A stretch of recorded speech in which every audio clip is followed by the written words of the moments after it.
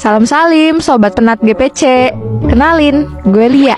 Usia gue hari ini 26. Ucapin happy birthday dulu dong. Thank you. Di umur gue yang sekarang ini, gue pernah melewati masa kecil yang penuh dengan cerita mistis. Nah, ini yang gue mau ceritain sekarang. Semoga lu dengerin ini pas lagi gak sendiri ya. Jadi, cerita ini dimulai waktu gue masih kecil banget. Kira-kira waktu itu gue usia 5 atau 6 tahunan lah. Bokap gue ceritanya baru banget beli rumah di daerah Bintaro. Rumahnya itu enak sih, lumayan luas. Buat gue sekeluarga, yang isinya ada nyokap, bokap, dan abang gue doang.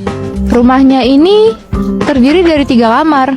Jadi 2 kamar di bawah, 1 kamar di atas. 2 kamar yang di bawah itu bersebelahan dan cuma dipisah sama kamar mandi di antara kedua kamar itu. Kamar di atas ruangannya misah sendiri.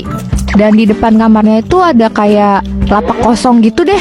Biasanya buat gue sama mbak gue main. Nah, dulu abang gue kamarnya di atas. Sementara kamar gue dan ortu gue di bawah. Di bulan pertama semua berjalan baik-baik saja. Gue kayak biasa main sama mbak di ruang tengah. Abang sibuk sendiri di kamar atas. Dan mama ada di kamarnya. Masuk bulan kedua, mulai ada tuh gangguan kecil-kecil. Kayak banyak barang yang hilang atau pindah tempat. Suara-suara ngetok pintu di jam-jam tertentu yang terus berulang. Atau sesimpel bayangan yang menyerupai. Sampai suatu hari, banyak perabotan nyokap gue yang sering pecah. Entah karena jatuh gak sengaja, atau tahu-tahu ditemuin udah pecah aja gitu.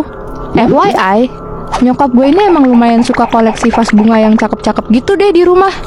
Nah, masuk bulan kedua kita tinggal di sana, mulai banyak vas kesayangan nyokap gue yang pecah tanpa diketahui penyebabnya. Nyokap gue ngira vas itu pecah gara-gara mbak gue yang teledor pas lagi bersih-bersih. Padahal mbak gue juga udah bilang kalau itu bukan dia. Dan dia tahu itu ulah makhluk lain. Mbak gue bilang, demi Allah, bukan saya bu yang pecahin barang-barang ibu. Emang kayaknya di sini ada sesuatu yang gak suka sama saya. Tapi nyokap gue gak percaya waktu itu. Dan malah mikir kalau itu cuma alasan dia doang. Karena beberapa minggu terakhir si mbak ini gak mau tinggal di rumah ini. Dan lebih milih buat kerja pulang pergi aja ke rumahnya. Padahal biasanya dia ikut kita tinggal di sini. Dan weekend baru pulang ke rumah. Emang si mbak ini udah mulai males-malesan aja kerjanya. Akhirnya nyokap gue mutusin buat gak lanjutin kontrak kerja si mbak di bulan itu. Nah, di hari terakhir mbak kerja di rumah gue, ada kejadian yang bikin gue kayak bingung, kaget, dan heran banget coy. Waktu itu gue lagi ada di ruang tengah. Di ruang tengah itu ada TV dan meja tamu gitu kan. Dan di atasnya ada vas bunga sebagai hiasan gitu. Gue inget banget, tuh siang-siang mbak gue lagi di dapur buat ambilin makan gue. Terus dia lewatin meja itu kan, mau jalan ke arah gue. Tiba-tiba itu vas bunga kelempar dong ke arah mbak gue. Gak ada angin, gak ada hujan, itu vas kayak bergerak sendiri. Seolah ada yang sengaja lempar ke arah mbak gue. Vasnya pecah dan nyaris banget ngenain mbak gue. Vasnya ini bukan seolah jatuh kesenggol atau gimana ya, tapi arahnya tuh bener-bener jelas kayak dilempar. Hari itu nyokap gue lagi ada di rumah. Dia langsung buru-buru nyamperin ke arah gue dan mbak. Dia mulai ngomel di situ, mau nyalain mbak gue karena nggak hati-hati. Terus gue bilang, enggak mah, itu vasnya terbang sendiri tadi. Tapi mungkin karena gue masih bocil, jadi nggak begitu didengerin. Setelah hari itu, mbak yang jagain gue selalu ganti-ganti. Paling lama cuma bertahan 2 bulan. Itu pun nggak ada yang mau nginep di rumah gue. Lambat laun, nyokap gue sendiri yang mulai ngalamin hal yang sama kayak si mbak. Dia lihat sendiri barang jatuh atau pecah tanpa ada yang menyentuh. Terus abang gue juga mulai diganggu. Ternyata selama ini beberapa kali ketika dia tidur di kasur, bangun-bangun dia udah pindah tempat. Entah tiba-tiba di lantai, entah tiba-tiba di lantai bawah, atau bahkan sampai di luar kamarnya.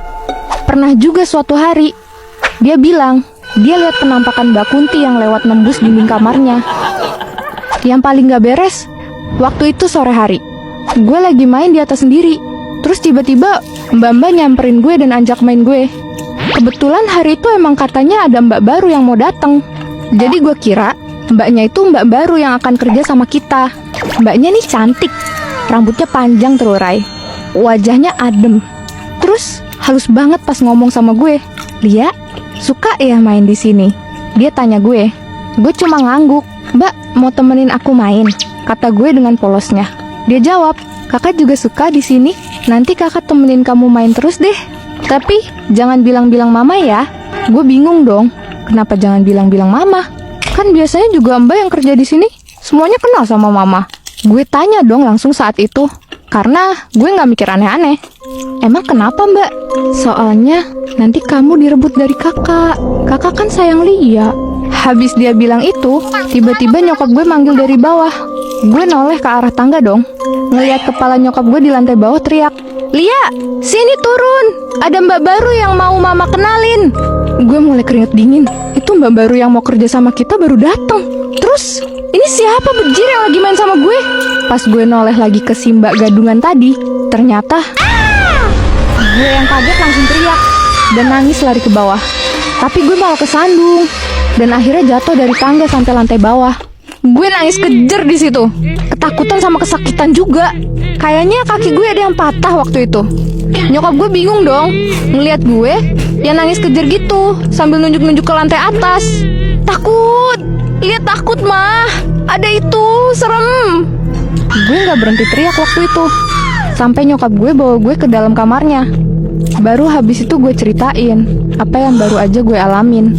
Terus gue dibawa ke RS buat ngobatin kaki gue yang sakit. Besok-besoknya gue gak mau lagi ditinggal nyokap gue di rumah, cuma berdua sama mbak. Abang gue yang kamarnya di atas juga sekarang pindah ke kamar bawah. FYI, bokap gue waktu itu lagi dinas di Bali selama setahun dan cuma pulang paling sebulan sekali. Mulai hari itu, tiap gue dengar sesuatu yang janggal dan nanya ke nyokap itu suara apa, nyokap gue cuma bilang, cowok itu mah lagi party. Mbak yang kerja sama gue juga kayaknya sering dapat gangguan yang serupa. Entah tiba-tiba kayak ada yang nyubit dia, atau barang jatuh di depan mata. Yang lebih parah, berantakin tempat yang udah dia beresin langsung di depan mbaknya. Nggak lama, ternyata nyokap gue baru ketahuan hamil lagi 2 bulan. Terus, beliau ngidamnya pengen dibeliin rumah baru, bejir. Untung bokap gue sangatlah siap nge-provide itu. Akhirnya bokap gue belilah rumah baru. Anjay, beli rumah kayak beli kacang aja bokap gue nih. Ya, singkat cerita, akhirnya kita pindah ke rumah baru itu. Dan alhamdulillah, di rumah baru ini gak ada gangguan yang terlalu heboh dan bikin ngeri. Cukup terakhir yang itu aja deh buat gue. Setelah kita pindah ke rumah baru, rumah lama itu dikontrakin sama nyokap gue. Dan denger-dengar, orang-orang yang ngontrak itu juga sering digangguin. Yang ngontrak juga sampai gonta-ganti. Saking seringnya digangguin sama penghuni rumah itu. Mulai dari ustadz, pendeta, dan lainnya udah dipanggil buat ngebersihin rumah itu. Sampai akhirnya ditemukan kerangka bayi yang ada di loteng atas rumah itu. Nah, kan? Ternyata usut punya usut. Kata orang pintar yang bisa nerawang waktu dipanggil ke rumah itu, dulunya ada seorang wanita muda yang kehilangan anaknya beberapa bulan setelah melahirkan di rumah itu. Terus karena depresi, akhirnya dia lompat ke isekai.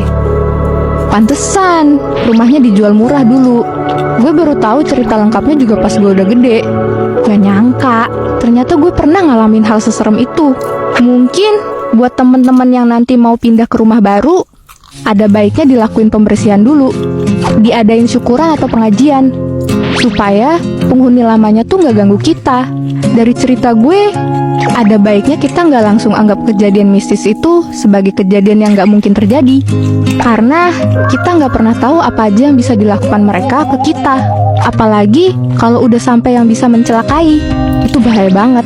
Kalau bisa cari tempat yang lebih aman dan nyaman, pindah aja. Daripada kita harus battle sama mereka, ya kan? Dah, segitu aja cerita dari gue. Sampai ketemu di cerita selanjutnya. Bye!